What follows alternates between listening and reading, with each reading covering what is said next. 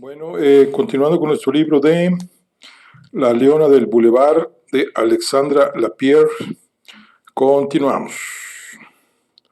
Vamos a iniciar el capítulo 34, que se llama Longchamp. ¿Cómo se llama esa criatura? Probablemente tendrá nombre de calle, una de esas callejuelas tan viejas como el mundo, de esas a las que el jefe de policía está poniendo aceras. ¿Qué quiere que le diga, querida? ¿Será vacía faldriqueraz o yace el corazón? Mejor lupanar o gato negro, a menos que sea gata negra. En el suburbio San Germain, las damas declaraban la guerra a base de epigramas a las impuras de París.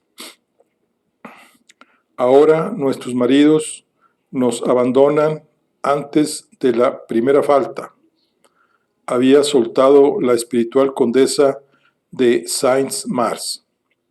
Se rieron, pero no por eso dejaron de pensar en ello. La situación era grave.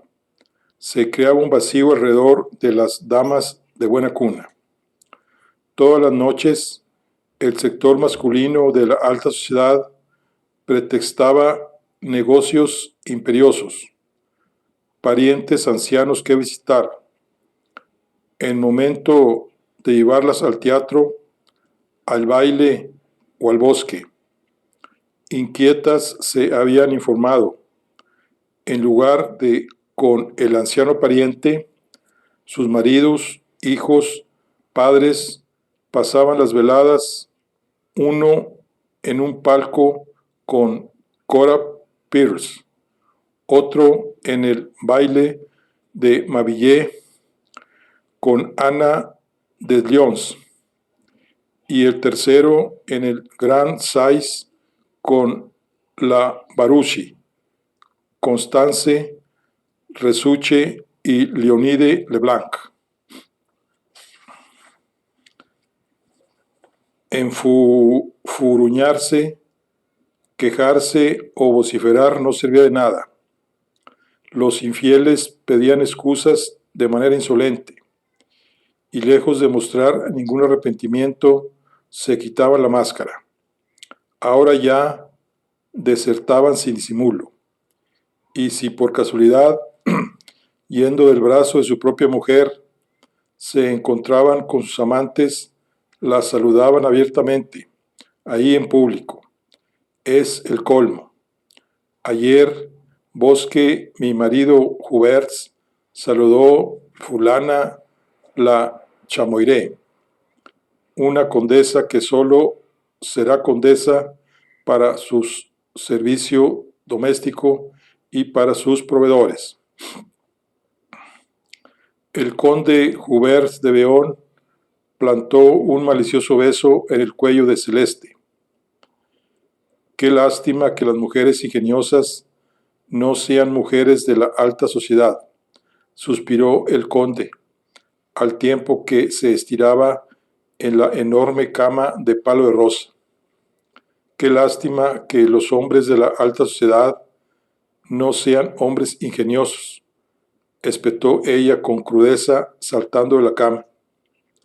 También en la mandrágora se exacerbaba la actitud. ¿Cuántas de vuestras grandes damas no son sino unas teatreras? Estalló. Se exhiben a su manera, sin más vergüenza que cualquier puta. El rechazo social, el hecho de que las mujeres bien nacidas no se hubieran tomado la molestia de contestar a las numerosas invitaciones que la condesa de Chamoiré había prodigado amablemente a su regreso de Italia, la corroía. Soy preferible a ellas, y por mucho. Quizá no proceda de alta cuna, pero Dios mío, formo parte de la alta sociedad. Soy condesa, una auténtica condesa, la condesa Gilbert Anatole de Chamoiré, y bien caro que me ha costado. Esas bribonas, si fueran corteses, deberían saludarme, pero de educación, nones. Hablando de bribonas, Celeste había prohibido rigurosamente que cualquier otra impura de París pusiera los pies en su casa. No quiero prostitutas en mi hogar. Dentro de esa gran limpieza, hasta la propia Blanche había estado a punto de saltar por los aires. También es una mujerzuela, pero como doncella tiene estilo. Formar a una nueva sería más complicado. Que se quede. Respecto a las demás, ya no recibía a las Barussi, ni a Cora Pierce, ni a Constante Resucci, y le resultaba insoportable oír hablar de ellas, todas unas putas que me comprometían. El resultado, la Chamoiré presidía cenas suntuosas, pero sin una sola mujer. Díganles, señores, soltaba a sus íntimos de su único sexo. Díganles que cuando ustedes quieran damas del suburbio Saint-Germain, yo soy lo bastante rica como para pagarles duquesas. Los señores reían, muy divertidos, con sus bravatas y su insolencia, pero sabían que la duquesa no estaba en venta, al menos no se vendía a la condesa de Chamoiré. Sobre el verde césped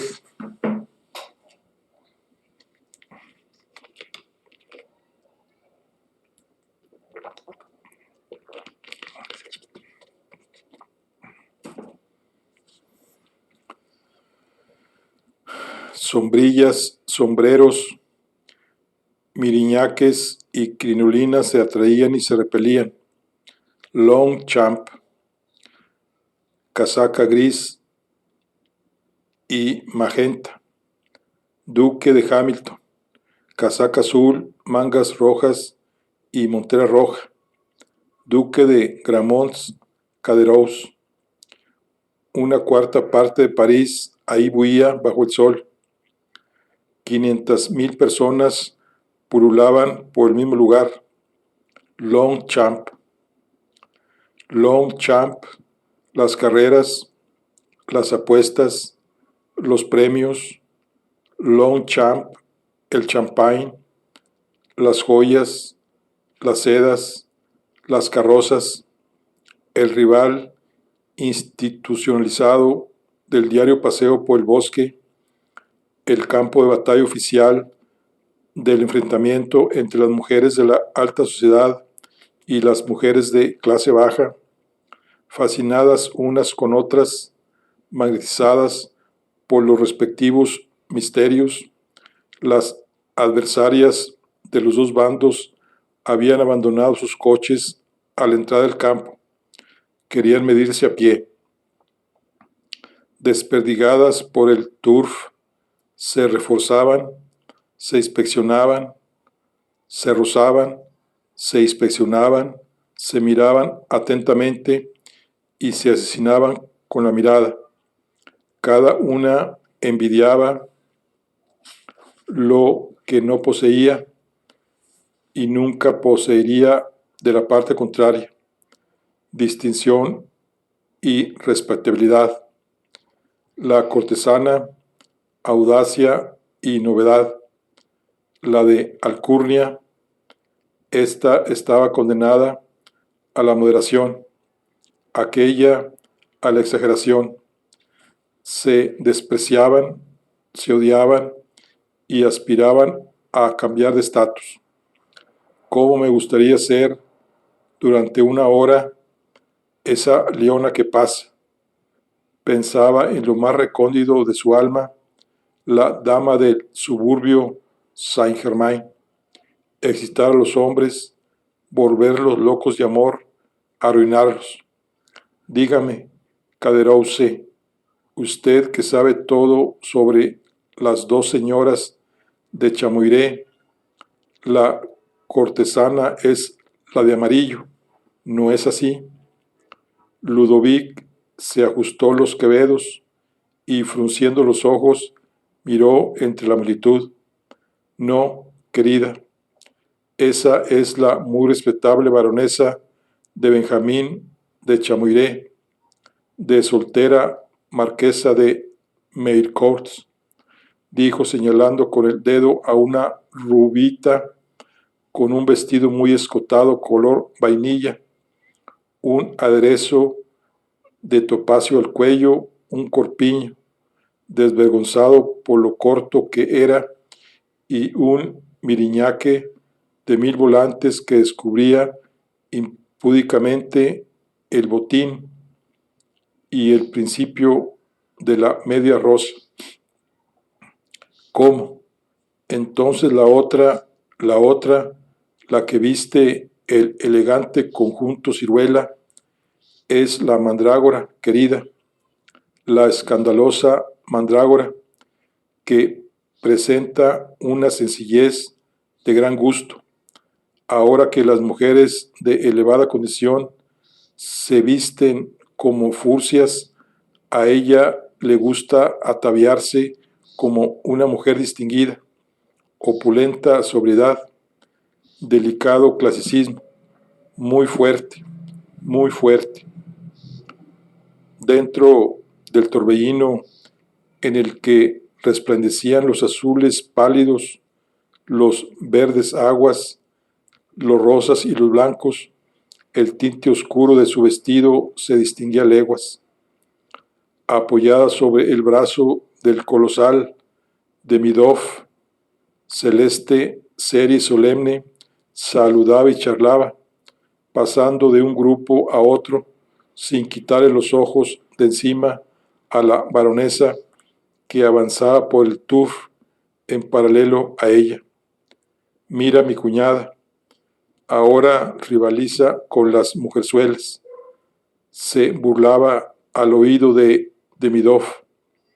La pobre mujer ha debido de pensar que las prostitutas gustan a los hombres por sus excentricidades, así que intenta ganarlas en su propio terreno. Imitémoslas, superémoslas. Pues bien, lo ha conseguido. Triunfar por exceso. Será imbécil, como si pudiera hacer con un solo hombre lo que las otras hacen con 10. La mandrágora se animaba. La idea de que la baronesa de Chamoire pareciera hasta ese punto una maestra del horizontal la excitaba y la escandalizaba. De verdad la escandalizaba, porque Celeste, condesa de Chamuiré, había entrado en aquel juego de una singular manera. Realmente, querido, mi cuñada olvida quién es y a qué se debe, soltó indignada. Entre bromas y veraz, la cortesana hacía muecas de ofuscación, afectando no atreverse a mirar a la gran dama, por lo mucho que la sorprendiera el espectáculo. De manera insensible, se acercaba cada vez más a la baronesa, arrastrando a Demidov tras ella. Rozó el enorme miriñaque vainilla, plantó, como por descuido, la sombrilla sobre los volantes y miró de soslayo los topacios en el cuello desnudo. ¡Qué horror!, nasalizó. Parece la enseña de un joyero, a menos que sea la de un confitero. La otra, horrorizada, buscaba con la mirada a su marido y se apresuraba directa hacia adelante, en dirección al recinto de pesado. Pero Celeste no se despegaba. Ella, cuyo único dueño había sido la respetabilidad, Ella, que no ambicionaba más que un puesto en la alta sociedad, perseguía con sus sarcasmos a esa respetable mujer de alcurnia que imitaba a las impuras. Verdaderamente, tal depravación le revolvió el estómago. Yo no soy ninguna mojigata, ironizaba. Dios lo sabe, no soy mojigata. No existe nadie con mayor indulgencia que la mía, pero la degradación en frío había soltado el brazo del príncipe y acosaba a la baronesa con su énfasis moralista. Vainilla delante, ciruela detrás. Las dos señoras de Chamoiré pasaban como flechas sobre las hierbas. Pero, ¿qué mosca le ha picado a la mandrágora?, se preguntaban los hombres, divertidos a la vez que molestos. Habrá que intervenir. La degradación, la degradación en frío, seguía gritando Celeste, simulando la más terrible de las risas. Pálida, dentro de su vestido amarillo, la baronesa de Chamoiré estaba a punto de desmayarse. Déjenme pasar, déjenme pasar, déjenme pasar. Había llegado a la barrera del recinto de pesado y sacaba precipitadamente una tarjeta que tendió al vigilante de la entrada. Soy la baronesa de Chamoiré. Déjeme pasar. Miró la tarjeta, saludó y se apartó. Pasó. Su tarjeta, por favor. ¿Qué tarjeta? Soy la condesa de Chamoiré. Señora, para entrar aquí hace falta una tarjeta. Puesto que lo digo que soy la condesa de Chamoiré, Gilbert Anatole D. Lo lamento, señora. El recinto de pesado está reservado para la gente de la alta sociedad. Al oír aquellas palabras, Celeste estuvo a punto de asfixiarse. Pero yo pertenezco a la alta sociedad.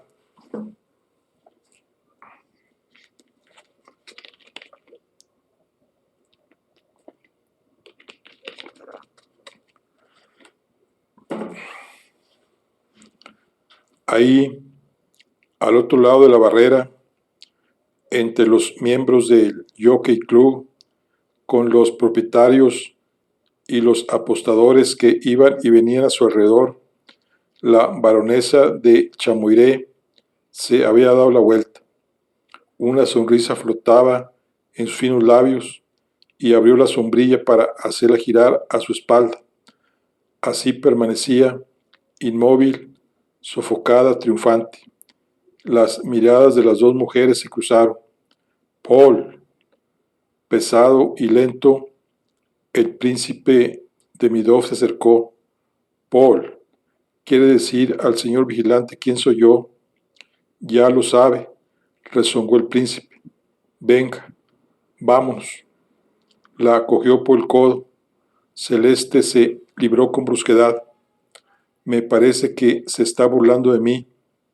Uy, no, no dejaré que me insulte de esa manera, ni usted ni nadie. Dio una patadita y plantó la sombrilla en el césped. Nada de escándalos aquí, cortó Demidov. Alejémonos. Pretendió llevarla por la fuerza a unos cuantos pasos del recinto. Celeste, pegada a la barrera, no se movió. Quiero entrar. Demidov se encogió de hombros. Deseo entrar y entraré. Ahí, querida, solo entran las mujeres que disponen de una tarjeta profesional. Una tarjeta profesional.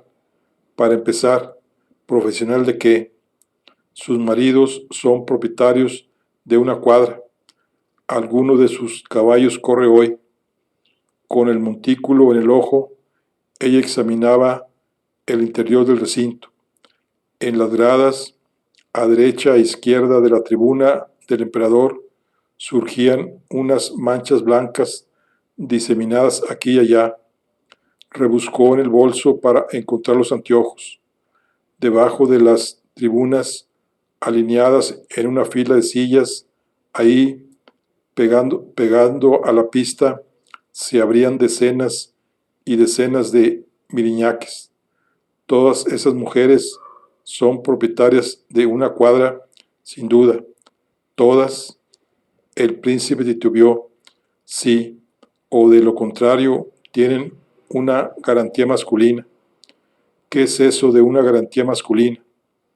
Un hombre que ha permitido que pasaran con una entrada de señora. ¿Dónde se compran las entradas de señora?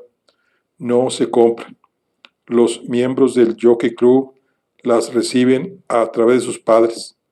Pero usted pertenece al jockey, por lo tanto dispondrá de una entrada de señora. No la llevo encima. Celeste rió. Tatata. Venga, vamos, mi amigo garantía, ofrézcame su brazo. Ardo en deseos de ver ese recinto. El príncipe no se movió. Escúcheme, Celeste. Podría convertir esta hierba en lingotes de oro si usted me lo ordena, pero me resulta imposible conseguir que entre ahí. ¿Cómo? ¿Cómo que imposible? Vamos, mejor a sentarnos en las gradas, allá a nuestra espalda. Son exactamente igual de confortables que las tribunas. Incluso se ve mucho mejor. La chamoirá lo fusiló con la mirada. Si entiendo bien, el tour se divide en espacios reservados. Eso es, las tribunas, las gradas, el recinto. Y ese reservado soltó de manera glacial, señalando con el dedo el recinto. A mí me está prohibido. Hubo un silencio. El príncipe miraba a lo lejos. ¿Por qué? Yo sé el por qué. Longchamp es el único lugar en el que la sociedad conserva algo de pudor y me veo obligado a respetarlo. Eso es todo. Pudor. En primer lugar, pudor respecto a que no soy decorosa, no soy mucho más recatada que esas señoras que lucen unos escotes hasta el extremo de los senos. El príncipe sonrió, con una mano en el bolsillo y la otra en la empuñadura blasoneada del bastón. Esperó a que se apaciguara la cólera de Celeste. Lo lamento, querida, lo lamento. Es una estupidez, pero yo no puedo hacer nada. Así es, al contrario que en el bosque, en donde las damas de todas las condiciones se codean, incluso al contrario que en la ópera, en donde su palco, querida amiga, está justo enfrente del de Su Majestad, la emperatriz. Longchamp es el único lugar público de París en el que la barrera entre los mundos es infranqueable. Celeste palideció. La barrera entre los mundos es infranqueable, y las palabras de Pomaré en su lecho de muerte volvieron a su memoria. Tú y yo no tenemos ni una oportunidad. Usted es un vil Demidov, dijo con sarcasmo. Usted sacrifica a diario su fortuna, su familia y su dignidad por mí, y ni siquiera tiene el valor de ofrecerme su brazo para franquear una barrera. Eso es imposible. Lo siento. Lárguese de aquí. Hizo el gesto de quitarse el sombrero para saludarla.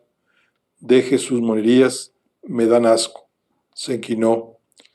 Y luego dirán de los príncipes, silbó entre dientes, son tan mediocres como cualquier tendero.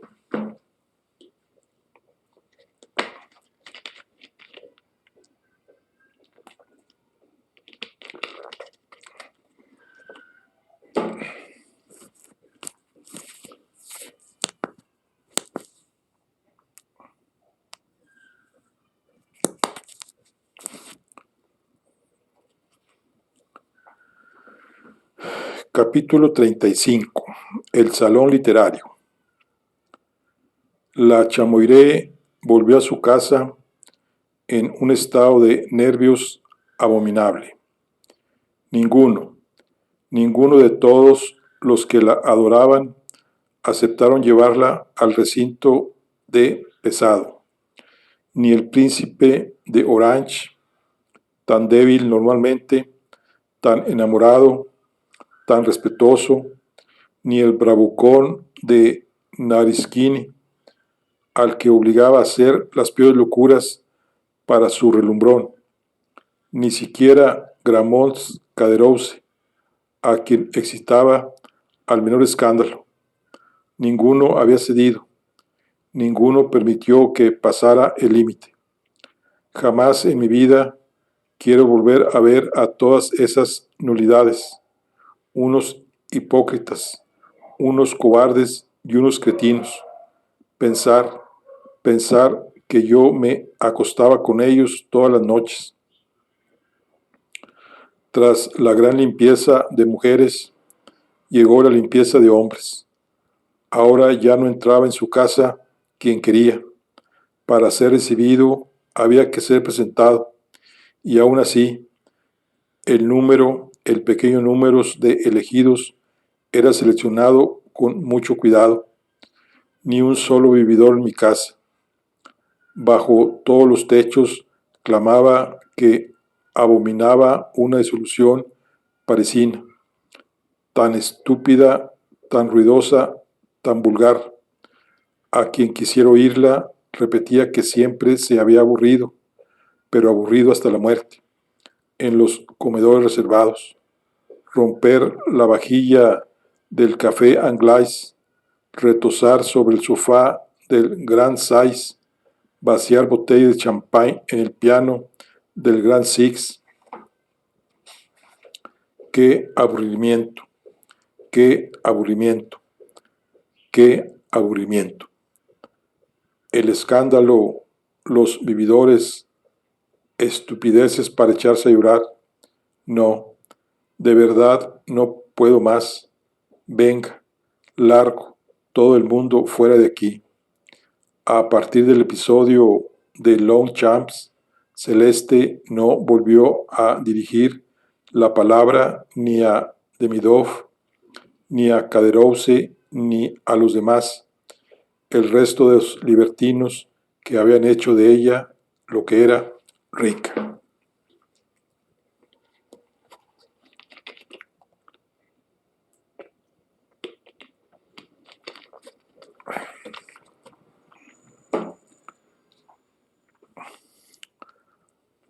Aquello fue una ruptura definitiva, tanto con la clase baja como con la alta sociedad, una voluntad de mantenerse al margen, la decisión de no tener nada en común con los otros. Para ella, ahora los hombres eran insulsos, cobardes e hipócritas. En cuanto a las mujeres, éstas envidiaban la evidente supremacía de su belleza y de su inteligencia. De cualquier modo, las mujerzuelas eran demasiado groseras para que se rebajara su altura, y las señoras demasiado celosas y demasiado estúpidas para que le importase. Despreciaba a la alta sociedad en su conjunto, y a partir de entonces se declaraba un ser excepcional. No soy ni insulsa, ni cobarde, ni hipócrita, ni estúpida, ni celosa, por lo tanto, resulto profundamente original. Soy bella, inteligente y valiente, así pues, infinitamente superior al común de los mortales. Una vez establecido ese principio, Celeste, decepcionada en sus ambiciones, amargada al haber sido rechazada por la muchedumbre de subalternos, se retiró a sus alturas. Volcó todo su amor en una sola persona, la única digna de ella misma. Desde entonces, su atención se dirigió en exclusiva hacia una mente. Sus cuidados no se destinaron más que a un cuerpo, los suyos. Trabajó para crearse un universo aparte, en el que ella sería el centro preferente, un joyero dentro del cual ella sería la única y resplandeciente joya. Yo, mi inteligencia, mi belleza, cómo me daré más brillo, cómo me pondré de relieve. Por el lado de la inteligencia, llamó a su alrededor a los amigos de antaño, Teófilo Gautier y Alejandro Dumas. Estos fueron invitados 2 veces por semana a suntuosas cenas, con la autorización de llevar a sus amigos siempre que estos cumpliesen los requisitos intelectuales de la reunión. Pronto, toda la élite de la intelectualidad contemporánea se encontró a la mesa celeste, alimentada, mimada, atiborrada a placer sin que le costase más que un besamanos, con la excusa de ceder ante las exigencias intelectuales y artísticas. Los grandes talentos adquirieron la agradable costumbre de dejarse cebar por la chamoiré. De este modo, en poco tiempo, su salón se convirtió en uno de los más distinguidos de París. Tanta gente culta se amontonaban a su puerta que tuvo que someter a votación ciertos nombres para mantener así la bella armonía de las mentes privilegiadas que cenaban con ella. Uy, aquí el intelecto es de rigor, y era verdad. En su casa los grandes talentos podían hablar, y de cualquier cosa. Antes de las recepciones, la anfitriona recorría las novedades literarias, ordenaba que le enviasen las partituras de los músicos aclamados. No faltaba a una exposición, a un estreno. La diversidad de su información, la seguridad de sus juicios sorprendían incluso a sus fieles. Gautier, Dumas y ahora Flauberts, Arsenio Jousaya, Emilia de Girardin, satisfacían su glotonería con la conciencia tranquila. La condesa de Chamoiré era inteligente y tenía conversación. También poseía otra cualidad, el arte de dar la impresión a su interlocutor de no haber estado nunca tan brillante, tan divertido, tan excepcional como en su compañía. Igual que antiguamente en casa de Madame Olimpia, cuando cada cliente de la Liona se creía el único en saber proporcionarle placer, ahora cada invitado de la condesa se creía el único que sabía entretenerla, el único que sabía hablarle y provocar su interés. Prostituta o inspiradora, tenía el mismo talento. Cada hombre que se le acercaba pensaba haber retenido la atención de esa mujer inexpugnable para los demás. Por lo tanto, todos salían de casa de Celeste contentos con ella y sobre todo, muy contentos consigo mismo. Es idea que muy pronto y de un modo muy natural había conseguido agrupar alrededor de su persona a la flor innata de los intelectuales de la época. Acabó por embriagarla.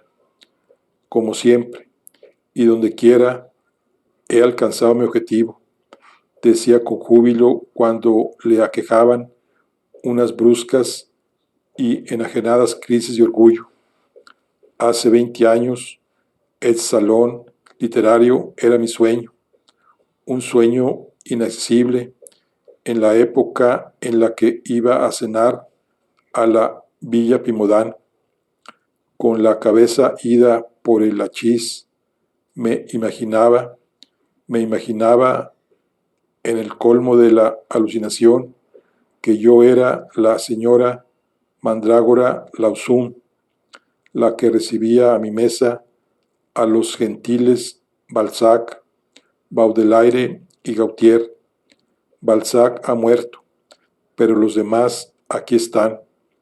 Esto es, he hecho realidad otro de mis sueños. Se extasiaba a bombo y platillo ante su tenacidad y su energía, a bombo y platillo, puesto que desde que se había retirado a sus alturas, desde que se había encerrado en sí misma para ocuparse únicamente de su persona, Celeste se había hecho extrañamente exhibicionista. Ella que desde el momento en el que había adquirido el nombre de Condesa de Chamuiré, gastó tesoros de energía para esconder sus orígenes. Ella, quien había dado muestra del más sorprendente de los etnovismos, afirmando sucesivamente ser hija natural de una princesa rusa, hija de una antiguo general de Napoleón, descendiente directamente del pobre Luis XVII, desempacaba todo su pasado repentinamente. Con todo su nacimiento en el entresuelo de la calle Blancs Mathieux, su juventud en la portería, sus inicios en el baile de Mabillé, se extendía en anécdotas sobre los malos tiempos, exceptuando no obstante la inscripción en la jefatura y su paso por el burdel. Los malos tiempos, los malos tiempos.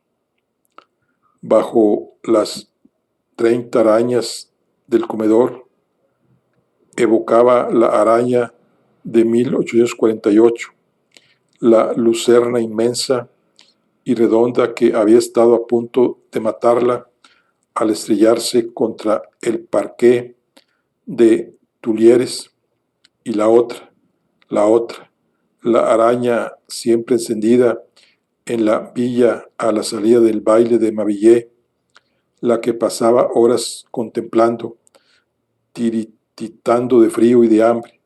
¡Ay, el hambre, el hambre!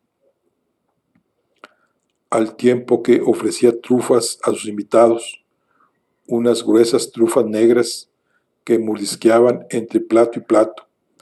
Describía con todo lujo de detalles la tremenda hambre que hacía que la cabeza le diera vueltas, que le retorcía el estómago, le nublaba la vista, y en el Pont Neuf el olor de fritura al aire libre le encogía el corazón, y las comidas de avena y salvado, cuando se entrenaba durante 18 horas al día como amazona en el hipódromo de Franconi. Para confesarse de ese modo, elegía las cenas más refinadas, subrayando así el contraste entre su presente situación y sus orígenes. Quería que se midiera a través de la distancia entre aquellos dos extremos el ser tan excepcional que tenían enfrente. La necesidad de despertar la admiración se manifestaba de manera mucho más espectacular aún en otro terreno, su cuerpo. Con 36 años, Celeste de Chamuiré era innegablemente bella, aún más bella de lo que nunca había sido. Con el tiempo, las marcas más visibles de la varicela acabaron por difuminarse, y cuando desnuda se soltaba el cabello teñido de dorado que ondeaba en olas hasta debajo de sus redondas nalgas. Parecía que ninguna leche, ninguna crema, Ningún ungüento sería jamás lo bastante sutil como para suavizar una epidermis naturalmente tan fresca y delicada.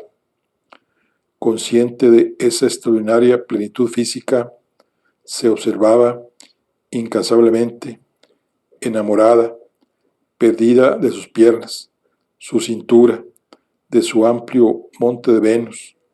Para verse mejor, había ordenado que montaran en su vestidor un sistema de espejos que reflejaban su imagen a la vez de espaldas, de frente, de perfil, de semiperfil, de tres cuartos de perfil, baños, masajes, manicura, depilación. Ninguna mujer consagraba tanto tiempo ni tantos cuidados a su cuerpo, al fin de realizar el brillo al fin de realzar el brillo de sus encantos. No había nada que descuidara. Dormía con sábanas de seda negra para destacar mejor la blancura de su piel.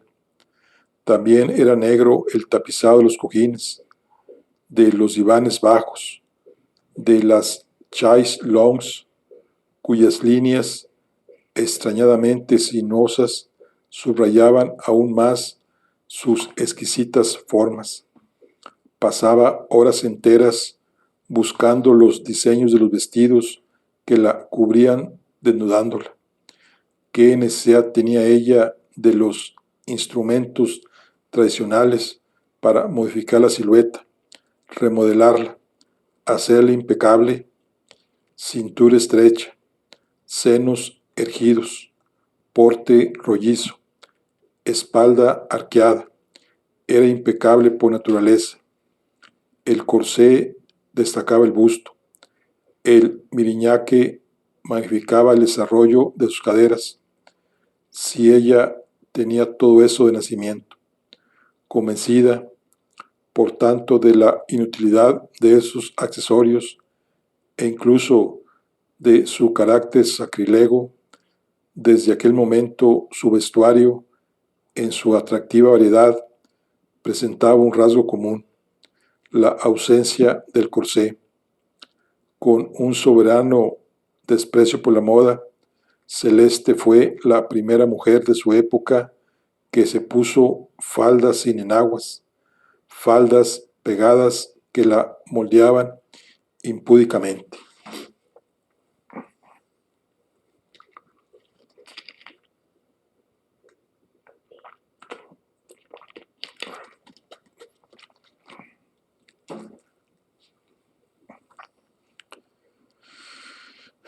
Ni siquiera en la época en la que era una cortesana escandalosa, muy descocada y pretendía llamar la atención, la mandrágora nunca se habría atrevido a semejantes libertades.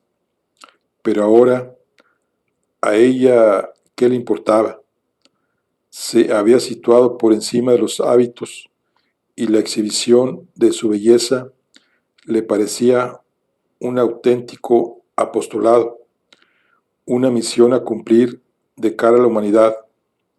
Gracias a la ausencia de corsé, ofrezco al mundo la visión ideal de mi pecho perfecto. Dentro de esa idolatría por su cuerpo se incluían dos emociones mezcladas: la triunfante alegría de su esplendor y el miedo al declive. Al admirar la pureza de sus senos, Celeste percibía simultáneamente la inevitable decrepitud. En un mismo movimiento adoraba su belleza del presente y temblaba por la frialdad futura. En un mismo instante se veía en su cenit y ya envejecida. Fue aquella aguda conciencia de lo efímero lo que la llevó a fijar frenéticamente su imagen.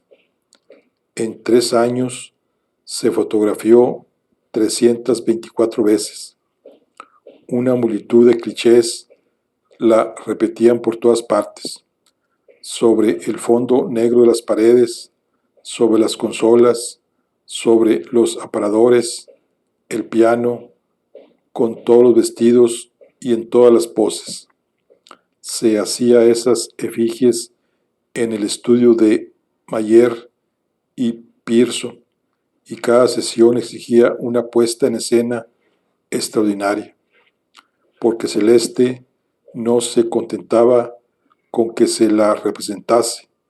Quiero que mis retratos encierren un símbolo y que siempre encarnen algún principio intelectual o estético.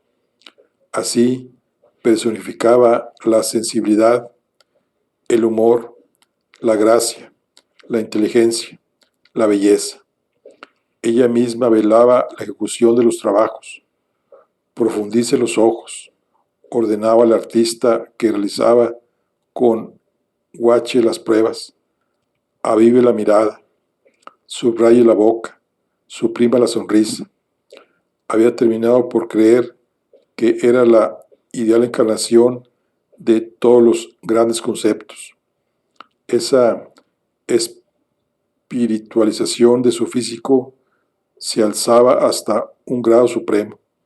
Celeste, que aparecía casi desnuda ante los elegidos, los intelectuales escogidos, con la mayor de las minuciosidades, salía envuelta bajo la espesura de 3 velos.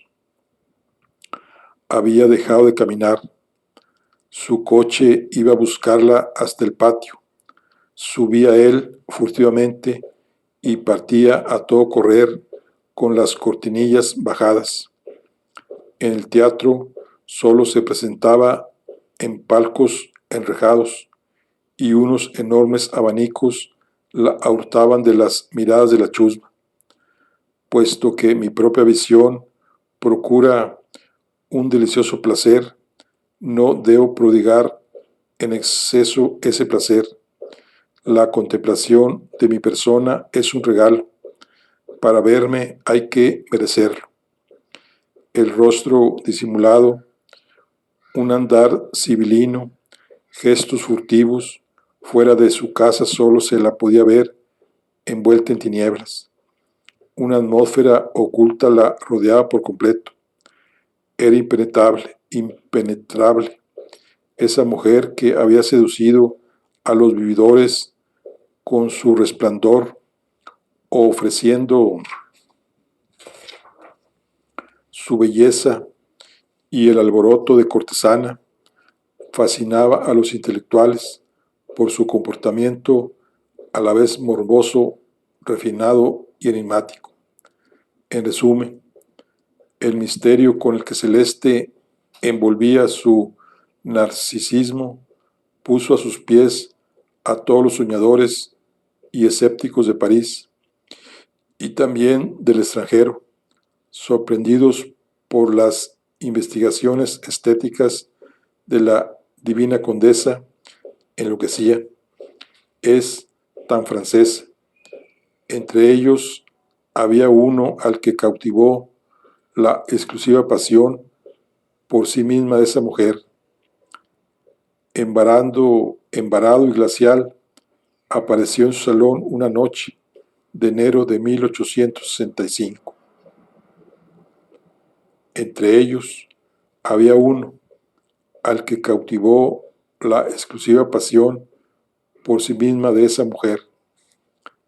Embarado y glacial, apareció en su salón una noche de enero de 1865.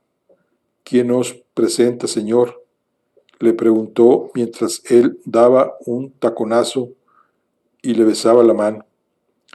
El señor periodista Emilio de Girardin, señora. 10 años más joven que la anfitriona, el recién llegado añadió con mucha ingenuidad: estoy pasando una temporada en París para tomar clases de gran señor. Muy alto, sólidamente constituido, la mirada severa, la barba cuadrada, el cabello negro cortado a cepillo, con algo en sus maneras de ingenio y tajante a la vez, Sigurd Heinrich, príncipe von Tannenberg, tenía toda la apariencia de un prusiano, muy rico, gozaba del favor de los príncipes de la Confederación Germánica y además disfrutaba de prestigio político. Era el primo pequeño del conde Otto von Bismarck. Bismarck, primer ministro de Prusia, del que tanto hablaban los periódicos franceses. Bismarck, a quien el joven Tannenberg servía eventualmente de secretario y de comisionado. Si no es un zote, la condesa de Chamoiré guardó silencio. Ni un sentimental sea bienvenido en mi casa. Ella sonrió. Él se inclinó y fue a postarse a distancia. Celeste se dirigió a descansar cómodamente entre dos plantas, sobre la chaise longue, con el cuerpo apenas velado por un vestido blanco. La túnica, abierta por un lado, dejaba entrever una pierna moldeada dentro de una malla de seda roja. Es sorprendente, ¿verdad?, comentó Emilio de Girardin, quien había acudido al encuentro de su protegido. Cada miércoles un traje nuevo y un nuevo papel. Esta noche se viste de romana de la época decadente, a menos que interprete a la bella Helena entre los ancianos, lo que sería algo encantador para nosotros. Impasible, Tannenberg observaba a Celeste. La veía y la dejaba de ver cuando la ocultaban las personas que se movían por la sala. Blanca, tan blanca entre las espaldas de los hombres que desfilaban para saludarla, ya fueran conocidos o que el maestro de ceremonias se los presentara como a una reina. Recibía a todos con un movimiento de cabeza diferente, que sacudía deliciosamente los bucles de la nuca. «Uy, no, querido», gritaba Girardin, «no es rubia como sus paisanas. Ese brillo que admira, un fino polvo de oro que espolvorea sobre la cabellera. Fíjese bien, no se limita a eso. La semana pasada era morena, para que sus diamantes destacaran más sobre la masa oscura de sus cabellos. Anteriormente la había visto pelirroja. Y si tengo que criar a la doncella, su pelo es gris. Y si tengo que creer a la doncella, su pelo es gris. El príncipe Heinrich von Tannenberg no decía ni una palabra. Ese alemán, incapaz de un arrebato o de una fantasía, ese prusiano cuadriculado, de mentalidad rígida y fría, estaba extremadamente desconcertado con los juegos, los subterfugios y las osadías de la condesa de Chamoiré. Él, que a sus 20 años se aburría en presencia del sexo débil, que jamás en su vida había amado, esa misma velada quedó completamente prendado de las sutilezas de esa musa madura. Le sorprendía aquella mujer, le interesaba, le intimidaba. Sin embargo, no se trataba de un flechazo. El príncipe Heinrich escogía a la condesa de Chamoiré con un propósito deliberado, porque necesitaba una mujer como ella para exhibir su propio lujo, porque ella poseía aquello que él nunca tendría: imaginación y un saber vivir extraordinariamente.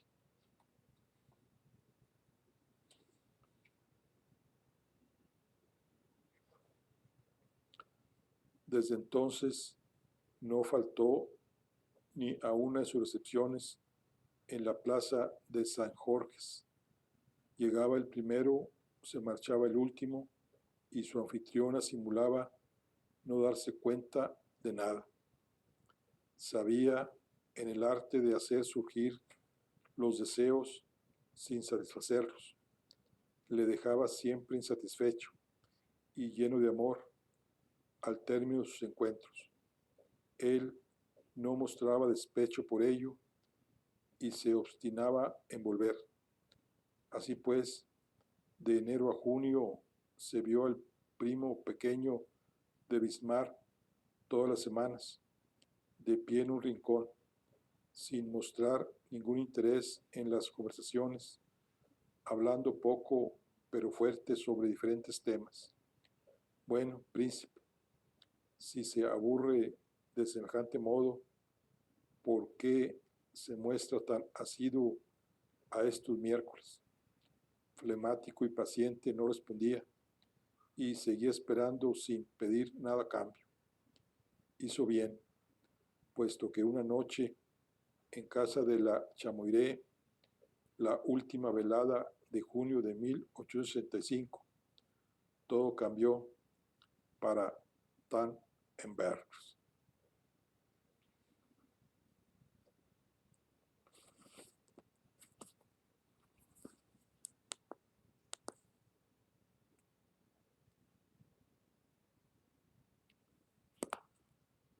Bueno, aquí concluimos la charla del día de hoy. Nos vemos en la siguiente. Hasta luego.